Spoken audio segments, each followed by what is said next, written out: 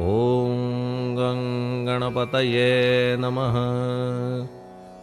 ओम श्री साईनाथाय नमः। हरिभक्तपरायण दासगणुकृत श्री साईनाथ स्तवन मंजरी। श्री गणेशाय नमः। हे सर्वाधारा मयुरेश्वरा, सर्वसाक्षी गौरी कुमारा, हे अचिंत्या लंबोदरा, पाहि मां श्री गणपते।